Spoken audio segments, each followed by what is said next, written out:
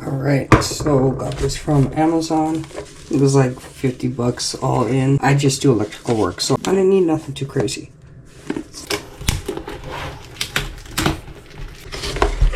Ooh. We got some pieces here, some bits.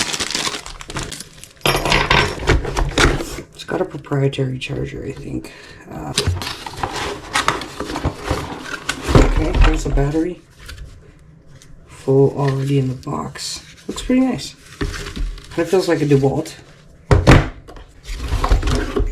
And here is the drill itself. And this just feels good. It feels really good in the hand. So again, you got your drill bits here.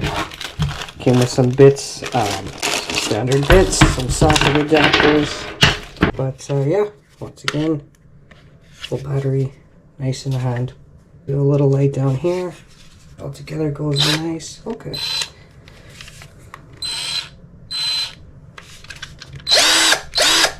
Feels good in the hand, and it is very lightweight. That's on throttle 1. Throttle 2 even better. This is very nice.